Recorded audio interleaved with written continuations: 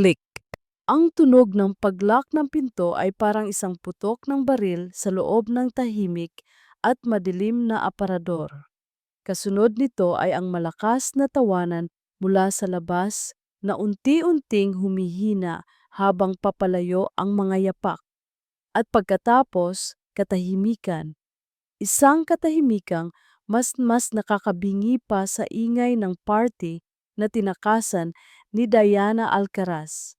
Naramdaman niya ang panginginig ng kanyang mga kamay. Huminga siya ng malalim, ngunit ang hangin sa loob ng maliit na espasyo ay amoy alikabok at lumang kahoy. Sinubukan niyang itulak ang pinto. Nakalock nga. Hindi to nakakatuwa, sigaw niya. Palabasin niyo ako dito. Walang sumagot. Napaupo siya sa sahig, yakap ang kanyang mga tuhod. Ito na nga ba ang parusa sa pagiging killjoy? Kanina lang, nasa gitna siya ng isang maingay na high school reunion. Ang kanyang mga dating kaklase, abala sa pagyayabangan tungkol sa kanilang mga trabaho, sa kanilang mga asawa, sa kanilang mga bagong kotse. At siya si Diana Alcaraz. Ang babaeng mayroon na ng lahat, ngunit pakiramdam ay walang-wala. Pumunta siya sa lumang library ng kanilang eskwelahan para takasan ang ingay. At doon nakita niya ito. Si Mateo Del Rio, si Teo. Ang tahimik na lalaki na sa loob ng 4 na taon sa high school ay palihim niyang sinusulyapan. Ang lalaking hindi kailanman naging parte ng kanyang magarbong mundo.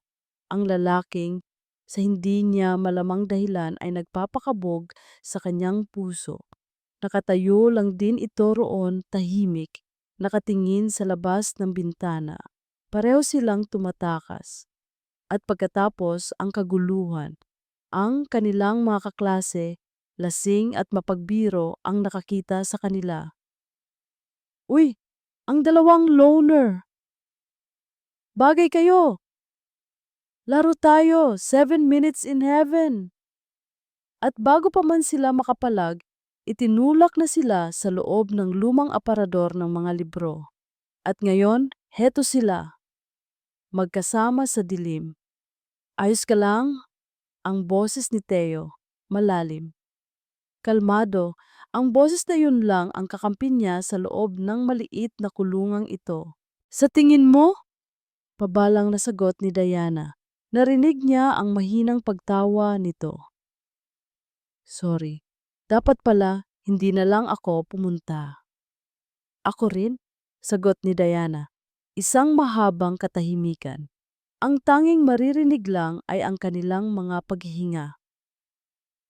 Naaalala mo ba, sabi ni Teo, noong second year tayo, yung project natin sa physics?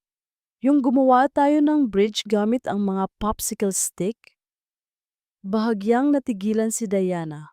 Oh, ang pangit ng gawa natin. Bumagsak agad. Bumagsak nga, sabi ni Teo.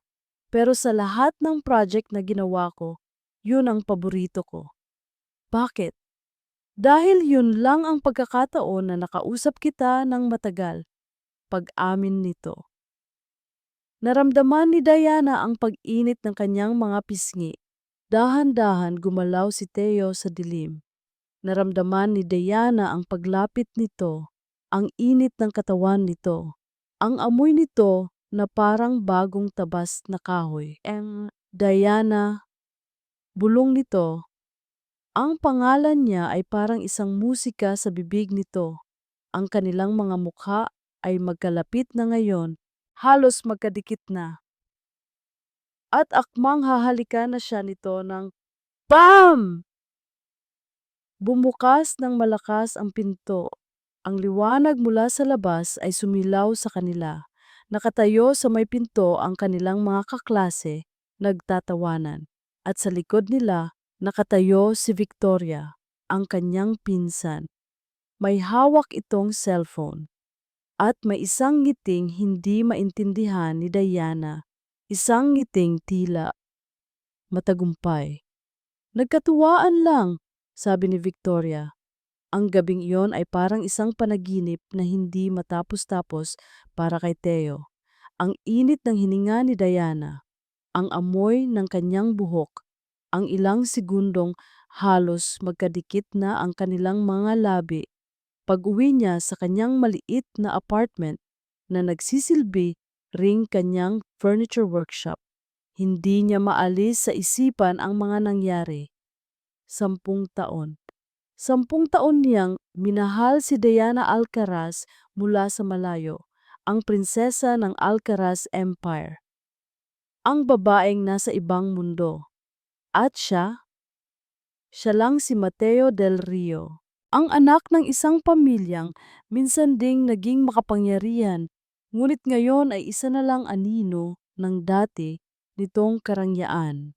Ngunit sa loob ng aparador na iyon, sa dilim, walang Alcaraz, walang Del Rio. Tanging si Diana at si Theo lang.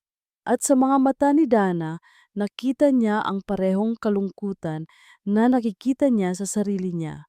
Hindi na ako pwedeng maging anino lang, sabi niya sa sarili. Kinabukasan, gumawa siya ng isang bagay na matagal na niyang gustong gawin. Kumuha siya ng isang maliit na piraso ng pinakamagandang kahoy sa kanyang workshop. At sa buong maghapon, maingat niya itong inukit. Isang maliit na ibon na kumakawala mula sa isang hawla. Nang sumunod na araw, ipinadala niya ito sa mansyon ng mga Alcaraz. Walang pangalan, walang mensahe. Si Diana sa kanyang malawak at malamig na silid ay nagulat nang matanggap ang maliit na kahon. Pagbukas niya, napatigil siya, ang ibon, ang hawla. Parang isang mensahe na siya lang ang nakakaintindi. Alam niya kung kanino galing. Maya-maya, tumunog ang kanyang cellphone. Isang unknown number. Gusto mo bang makita kung saan lumilipad ang mga malayang ibon? Isang ngiti ang sumilay sa mga labi ni Diana. Nag-reply siya. Saan? Nagsimula ang kanilang mga lihim na pagkikita, hindi sa mga magagarang restaurant o sa mga pribadong resort, doon kung saan hindi siya si Diana Alcaraz. Nagkita sila sa isang maliit na fishball stand sa Quiapo. Ngayon lang ako nakakain nito, sabi ni Diana, ang mga mata ay nagniningning sa tuwa. Nagkita sila sa ibabaw ng isang lumang gusali sa Escolta para panoorin ang paglubog ng araw sa syudad. Mas maganda pa pala ito kaysa sa view mula sa aking bintana, sabi niya. Habang naglalakad sila sa isang parke, sa gitna ng mga batang naglalaro at mga magkasintahang magkahawak kamay, sa wakas, nagawa na rin ni Theo. Hinawakan niya ang kamay ni Diana. Tamang-tama, ang kanyang kamay sa loob ng kamay nito. Ngunit ang kanilang sikretong paraiso ay may mga matang nagmamasid. Isang hapon, habang masaya silang kumakain ng sorbetes, aksidenteng nakita sila ni Victoria. Diana, pinsan, anong ginagawa mo dito? Tanong nito, puno ng pekeng pagkagulat. Tiningnan nito si Theo mula ulo hanggang paa. At sino naman ito? Si Theo, pinsan, kaibigan ko, sagot ni Diana. Ngumiti si Victoria. Nice to meet you, Theo.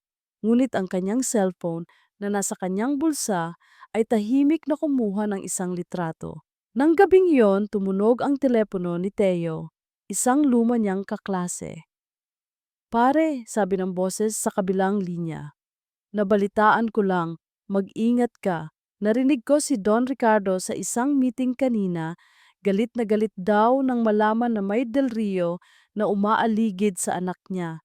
May binabanggit siyang tungkol sa utang na dugo. Utang na dugo. Ang madilim na anino sa pagitan ng kanilang mga pamilya. Ang aninong pilit nilang tinatakasan ay nagsisimula nang humabol sa kanila. Ang babala mula sa kanyang kaibigan ay parang isang malamig na hangin na yumakap kay Theo. Ngunit hindi ito naging dahilan para lumayo siya. Sa halip, mas lalo pa siyang naging determinado na protektahan si Diana. Si Diana naman, sa kabila ng takot, ay ayaw nang bumalik sa dati niyang buhay. Ang mga sandaling kasama niya si Theo ang nagbibigay sa kanya ng lakas. Ang nagpapaalala sa kanya na may isang mundong naghihintay sa labas ng kanilang gintong hawla. Isang gabi, kinailangan niyang dumalo sa isang malaking charity ball na inorganisa ng kanilang pamilya. Isang gabi ng mga peking ngiti at mga walang katuturang pag-uusap. Diana, anak, sabi ng kanyang ama, si Don Ricardo, ngumiti ka, nakatingin sa iyo ang lahat. Suot ang isang mamahaling bestida na tila sumasakal sa kanya, pilit na ngumiti si Diana.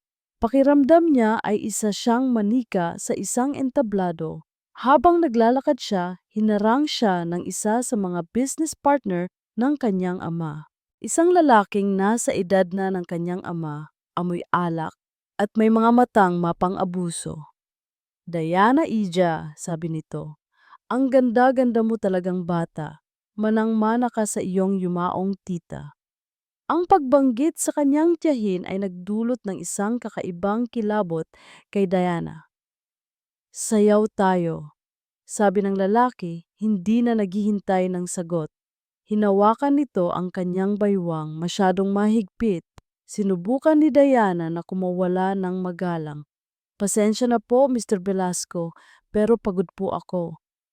Huwag ka nang mahiya, sabi nito, mas lalo pang idinikit ang katawan sa kanya. Tumingin si Diana sa paligid, humihingi ng tulong.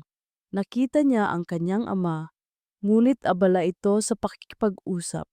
Nakita niya si Victoria na nakatingin sa kanila, ngunit may isang kakaibang ngiti sa mga labi. Walang, walang tutulong sa kanya. Biglang, isang waiter ang lumapit sa kanila. May dalang isang tray ng mga baso ng champagne. Sir, sabi ng waiter kay Mr. Velasco, baka po nauuhaw kayo. Ang waiter na ito, pamilyar. Ang mga mata, ang tindig, si Theo.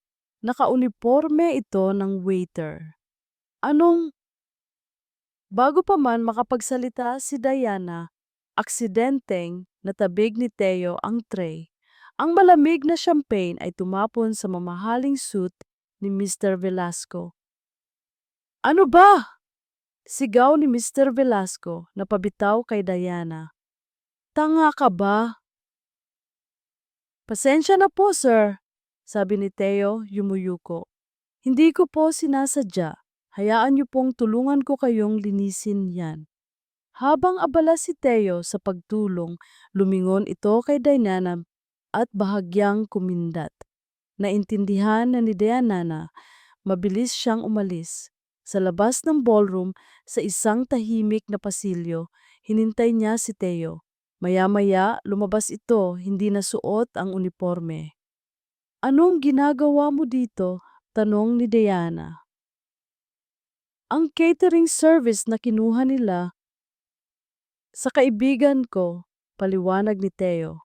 Nakiusap akong maging extra ngayong gabi para, para mabantayan ka. Naramdaman ni Diana ang isang mainit na agos sa kanyang dibdib. Salamat, sabi niya.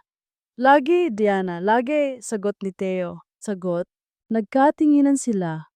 Alam nilang ang ginawa ni Theo ay isang malaking panganib at hindi nga sila nagkamali. Mula sa dulo ng pasilyo, narinig nila ang isang boses. Ang boses ni Don Ricardo. Diana! Nakita sila nito, magkasama, ang kanyang anak at ang anak ng kaaway ng kanilang pamilya. Ang mukha ni Don Ricardo ay nag-aapoy sa galit. Anong ibig sabihin nito? Tanong ng matanda. Tumingin si Diana kay Theo. Tumingin si Theo sa kanya. Sa mga mata nila, isang desisyon ang nabuo. Wala nang taguan. Hinawakan ni Theo ang kamay ni Diana at magkaharap nilang hinarap ang unos. Itay, sabi ni Diana. Siya po si Teo. Alam ko kung sino siya. Sigaw ni Don Ricardo. Ang tanong, Diana, ay kung alam mo ba kung anong ginagawa mo? Opo, Itay, alam ko. Humarap ang matanda kay Teo. Layuan mo ang anak ko, Del Rio. Sabi nito, ang bawat salita ay isang banta. Hindi ko po magagawa yan. Magalang, ngunit matatag na sagot ni Teo. Kung ganoon, sabi ni Don Ricardo, ako ang gagawa ng paraan. Ang gabi ng charity ball ang naging simula ng pagtatayo ng pader. Kinabukasan, paggising ni Diana, iba na ang lahat. Ang kanyang cellphone ay kinuha. Ang kanyang laptop nawala. Ang kanyang driver pinalitan ng 2 malalaking bodyguard na sumusunod sa kanya kahit saan. Para saan to, Itay? Sigaw ni Diana. Para sa proteksyon mo, kalmadong sagot ni Don Ricardo habang nagbabasa ng dyaryo. Mula sa mga taong gustong manakit sa iyo at sa pamilyang ito. Naging isa siyang bilanggo sa sarili niyang pamamahay. Ang tanging koneksyon niya sa labas ng mundo ay si Victoria. Pinsan, kumusta ka na? Tanong nito, may dalang mga libro at magasin. Huwag kang mag-alala, ginagawa lang to ni Tito para sa'yo. Ayaw ka lang niyang masaktan katulad ng nangyari sa tita natin. Ang pagbanggit sa kanyang yumaong tiyahin ay laging isang epektibong paraan para patahimikin si Diana. Subukan mo na lang intindihin, pinsan, sabi ni Victoria. Baka dapat layuan mo na lang talaga si Tio. Ngunit sa tuwing aalis si Victoria, palihim itong nagte-text sa iisang tao, kay Don Ricardo. Tito, matigas pa rin ang ulo niya. Palagi niyang binabanggit ang pangalan ng lalaking iyon. Si Diana naman, sa kabila ng pagkakakulong, ay hindi nawalan ng pag-asa. Dahil alam niyang hindi siya susukuan ni Teo at hindi nga siya nagkamali. Isang gabi, habang nakatingin siya sa labas ng bintana ng kanyang silid sa ikalawang palapag, isang maliit na bato ang tumama sa salamin. Napatingin siya sa ibaba, sa hardin. Nakatayo sa dilim, sa ilalim ng kanyang bintana ay si Teo. Ang puso ni Diana ay parang gustong lumabas sa kanyang dibdib. Dali-dali, binuksan niya ang pinto ng kanyang balkonahe. Anong ginagawa mo dito? Pabulong niyang tanong. Mahuhuli ka. Hindi ako aalis hanggat hindi kita nakikita, sagot ni Teo.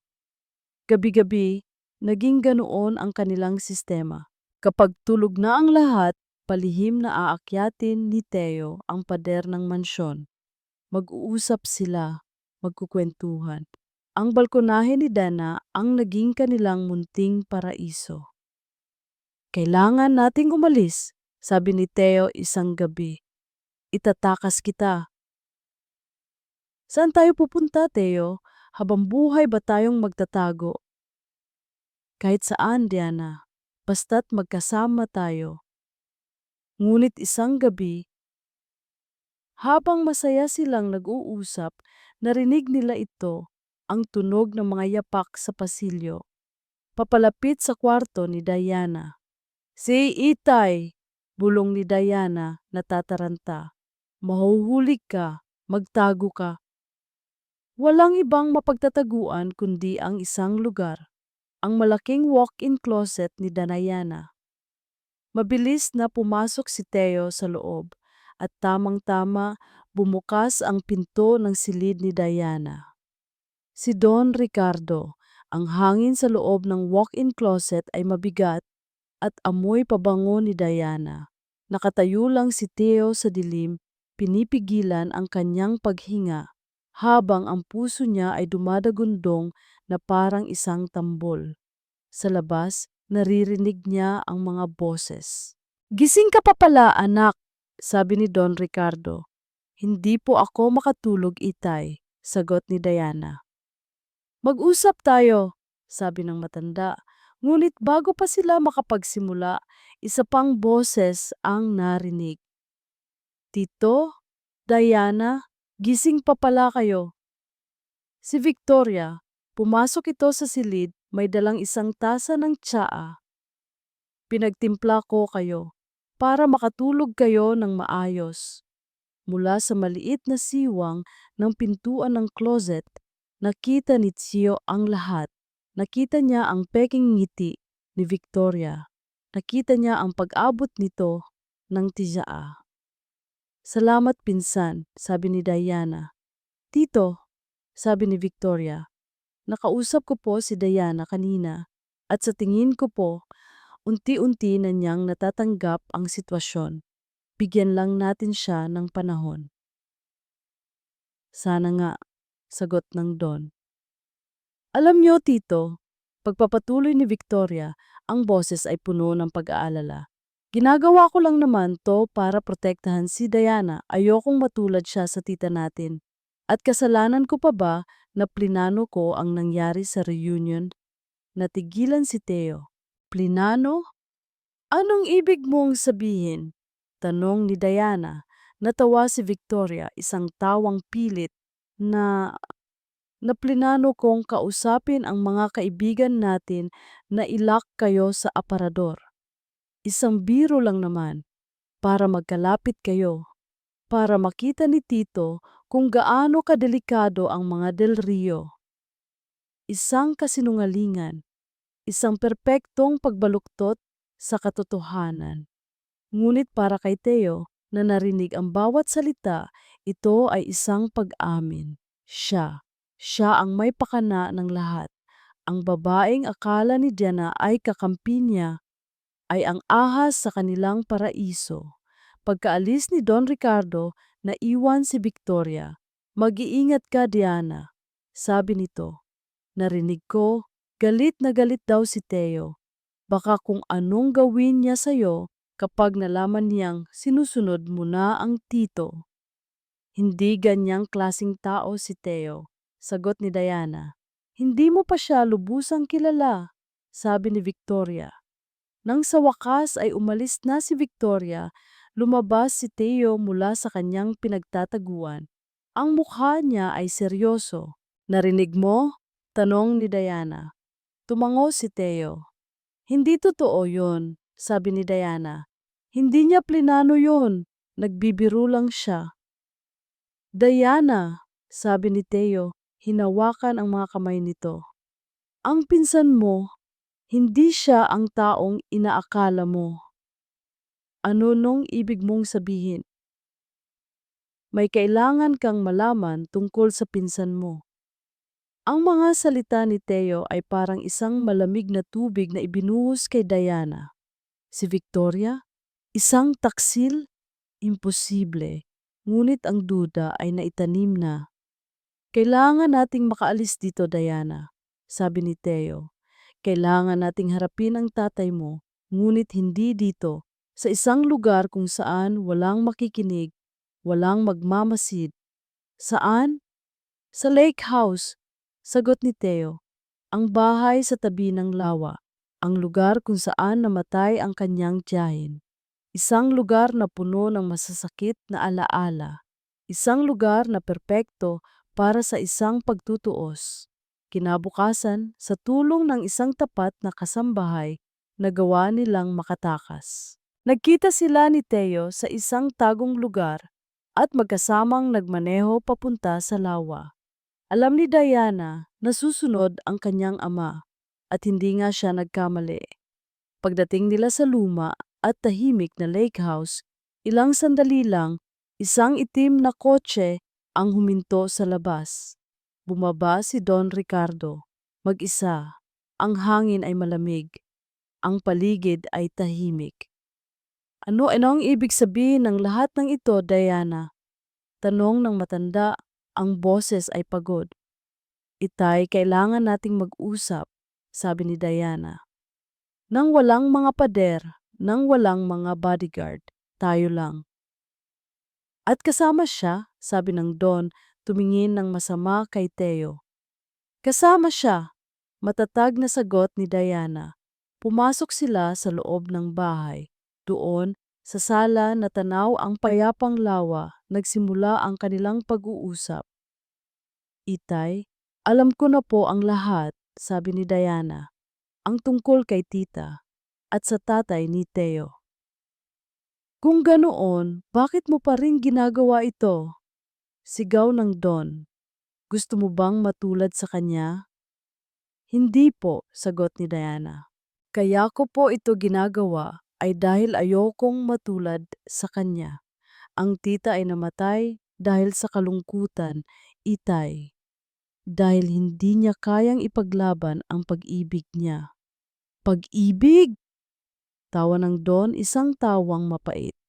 Sinira ng pag-ibig na iyan ang kapatid ko at hindi ko hahayaang sirain din ng anak niya ang anak ko. Humarap ito kay Theo. Anong ginawa mo sa anak ko ha, Del Rio? Anong gayuma ang ipinakain mo sa kanya? Wala po akong ginagawang masama, sagot ni Theo. Mahal ko po si Diana. Huwag mong babanggitin ang salitang yan sa harap ko. Ang pagtatalo ay naging mas mainit. Mga sigawan, mga panunumbat, hanggang sa sinabi ng Don ang mga salitang babago sa lahat. Mamili ka, Dana, sabi nito. Ang boses ay malamig na ngayon, walang emosyon. Ang pamilyang ito, ang pangalang Alcaraz, ang lahat ng yaman na ipapamana ko sa iyo. Tumingin ito kay Theo na may pagkasuklam. Oo, ang lalaking iyan. Natahimik ang lahat. Ang tanging maririnig lang ay ang mahinang alon mula sa lawa. Napatingin si Diana sa kanyang ama, ang lalaking nagbigay sa kanya ng lahat, ngunit kinuha ang kanyang kalayaan. Pagkatapos, napatingin siya kay Theo, ang lalaking walang maibibigay sa kanya kundi ang kanyang puso, ngunit nag-aalok sa kanya ng isang bagay na mas mahalaga, ang kalayaan, ang kanyang pamilya o ang kanyang pag-ibig, ang nakaraan o ang hinaharap. Dahan-dahan, lumapit siya kay Theo at hinawakan ang kamay nito.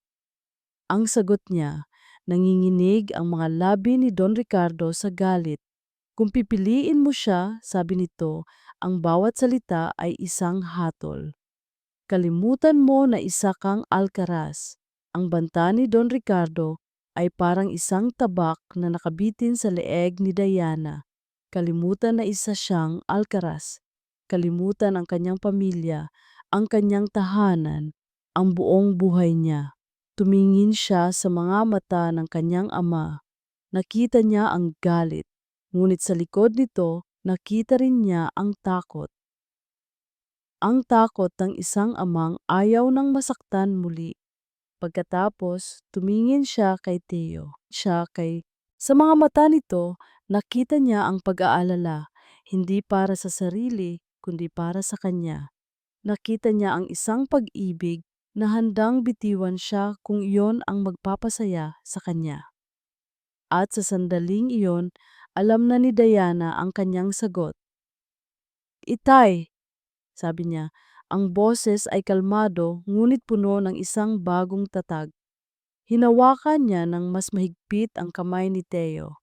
Pinipili ko po siya. Ang mga salitang iyon ay tumama sa Don na parang isang malakas na sampal. Napaatras ito, hindi makapaniwala. At pinipili ko po ang sarili ko. Pagpapatuloy ni Diana, pinipili kong maging masaya. Lumapit siya sa kanyang ama. Itay, mahal ko po kayo. Ngunit ang pag-ibig ay hindi isang sumpa. Ang galit na kinikimkim ninyo sa loob ng maraming taon, iyan po ang tunay na sumpa. Iyan ang pumatay sa tita, hindi ang pag-ibig niya sa ama ni Theo. Tumahimik ka. Hindi po, Itay. Sabi ni Dana, hindi natitinag. Oras na para harapin natin ang totoo. Kung buhay po ang tita ngayon, sa tingin ninyo, Gugustuhin niya bang maging malungkot ako? Gugustuhin niya bang ulitin ko ang kanyang kwento? Natigilan si Don Ricardo. Ang mga salita ng kanyang anak ay parang isang salamin na ipinapakita sa kanya ang multo ng kanyang kapatid. Ang pagmamahal ko kay Teo ay hindi isang pagkakamali, sabi ni Diana. Ito ang pinakatamang bagay na naramdaman ko sa buong buhay ko. Biglang bumukas ang pinto ng lake house. Pumasok si Victoria.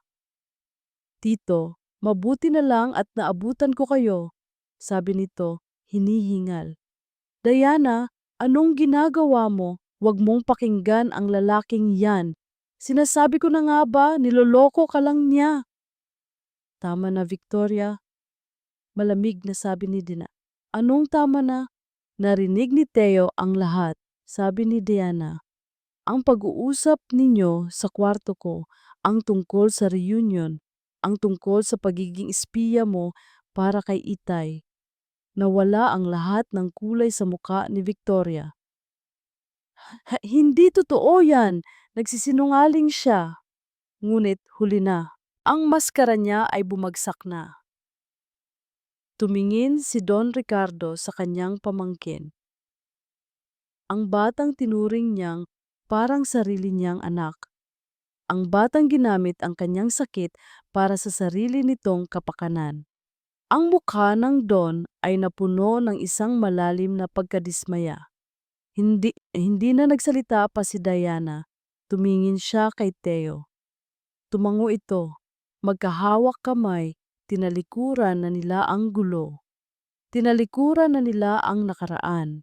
Naglakad sila palabas ng bahay, palayo sa lawa ng kalungkutan, at papunta sa isang bagong simula na sila ang gagawa. Naiwan sa loob si Don Ricardo, mag-isa kasama ang multo ng kanyang kapatid at ang bigat ng kanyang mga pagkakamali. Lumipas ang 3 buwan. Ang buhay ni Diana at Teo ay naging simple. Tumira sila sa maliit na apartment ni Teo, sa ibabaw ng kanyang furniture workshop. Sa umaga, tinutulungan ni Diana si Teo sa kanyang negosyo. Sa gabi, magkasama silang nagluluto, nagkukwentuhan, at binubuo ang isang buhay na malayo sa anino ng kanilang mga apelyido. Sa unang pagkakataon, naramdaman ni Diana na ang tunay na kaligayahan. Isang kaligayahang hindi nabibili ng pera. Wala na silang narinig mula kay Don Ricardo. Si Victoria naman, nalaman nilang pinatalsik na sa kumpanya at sa pamilya. Isang hapon, habang abala si Diana sa pag-aayos ng mga bulaklak sa kanilang bintana, may isang itim at pamilyar na kotse ang huminto sa tapat ng kanilang gusali.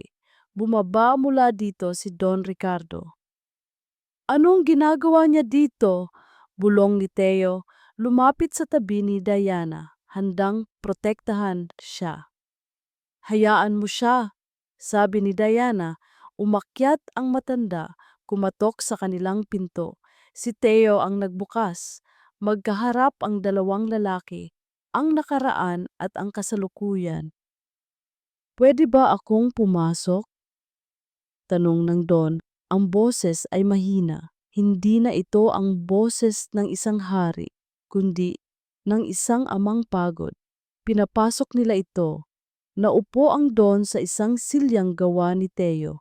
Tumingin ito sa paligid ng kanilang maliit na tahanan.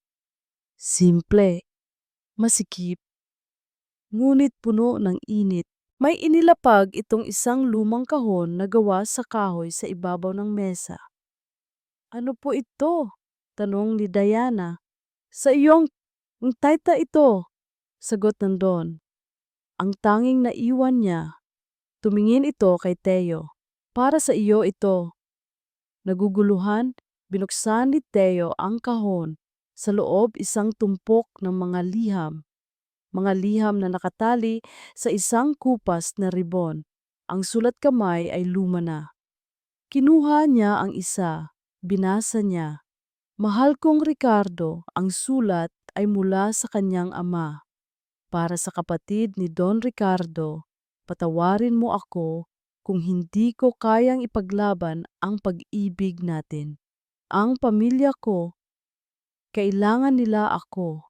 Ang negosyo, babagsak ito kung wala ako. Ngunit alagaan mo ang kapatid mo. Sabihin mo sa kanya na siya lang ang mamahalin ko kahit sa malayo. Binasa ni Teo ang bawat liham. Ang kwento ng isang pag-ibig na imposible. Isang pag-ibig na isinakripisyo para sa pamilya. Hindi pala isang panloloko, isang trahedya. Nag-angat ng tingin si Teo kay Don Ricardo. Ang galit na kinimkim niya para dito ay unti-unting nawala, napalitan ng isang malalim na pag-unawa. Hindi siya masamang tao, sabi ng Don. Ang mga mata ay nangingilid sa luha. Naging biktima lang din siya ng mga responsibilidad. Katulad ko, bulong nito, tumayo na ang matanda. Hindi ko hinihiling ang inyong kapatawaran. Hinihiling ko lang ang inyong pag-unawa. Humarap ito kay Diana. Anak, patawad. At sa kauna-unahang pagkakataon, nakita ni Diana ang kanyang ama na umiyak. Patawad kung naging makasarili ako. Patawad kung ang takot ko ang sumira sa ating lahat. Lumapit si Diana at niyakap niya ang kanyang ama. Napatawad na po kita, itay, bulong niya. Nang gabing iyon, bago umalis si Don Ricardo, may huli itong sinabi. Bukas, maghahapunan tayo sa bahay bilang isang pamilya. Ang hapunan sa mansyon ng mga Alcaraz ay hindi na malamig. Ang mahabang mesa na dati simbolo ng distansya ay ngayon ay puno ng tawanan at kwentuhan. Sa isang dulo, si Don Ricardo nakikipag-usap ng masaya sa ama ni Teo na inimbitahan niya. Pinag-uusapan nila hindi ang negosyo, kundi ang kanilang mga paboritong basketball team. Dalawang dating mga dating magkaaway, ngayon ay dalawang amang nagkakaunawaan. Sa gitna, si Diana at si Teo magkahawak kamay sa ilalim ng mesa. Ang pagpapatawad ay nagbukas ng daan para sa paghilom. Si Victoria ay pinatawad din ni Diana, ngunit pinili nitong manirahan sa ibang bansa para magsimula muli malayo sa mga anino ng kanyang mga pagkakamali. Ang mga pamilya ay muling nabuo. Ngunit ang kwento ni Diana at Teo ay kanila pa rin. Isang hapon dinala ni Teo si Diana sa isang pamilyar na lugar, ang Lake House. Ngunit hindi na ito ang dating malungkot na bahay. Ito ay na-renovate na, mas maliwanag, mas masaya. Anong ginagawa natin dito? Tanong ni Diana. Ito ang magiging tahanan natin, sagot ni Teo. Teka, ano? Binili ko ito, sabi ni Teo, mula sa pamilya ninyo. Gusto kong ang lugar na ito, na dati simbolo ng trahedya, ay maging simbolo ng ating bagong simula. Naglakad sila papunta sa dulo ng pier. Ang lawa ay kalmado, ang araw ay papalubog. Diana, sabi ni Teo, humarap sa kanya. Sa loob ng aparador, sa gitna ng dilim, doon unang tumibok ng malakas ang puso ko para sa iyo, sabi nito. Sa tabi ng lawa, sa gitna ng sakit, doon ko naintindihan kung gaano kita kamahal. Lumuhod ito. Mula sa kanyang bulsa, kinuha nito ang isang maliit na kahon. Sa loob, isang singsing. Simple. Gawa sa kahoy na inukit niya mismo, na may isang maliit na batong kumikinang. Ngayon, sa harap ng lawa na ito, sa simula ng ating bagong buhay, gusto kitang tanungin, sabi ni Teo. Diana Alcaraz, ang nag-iisang babae ng buhay ko, papakasalan mo ba ako? Umiyak, tumango si Diana. Oo, Teo, oo. Ang kanilang kasal ay ginanap sa tabi ng lawa. Simple lang, masaya, puno ng pag-ibig.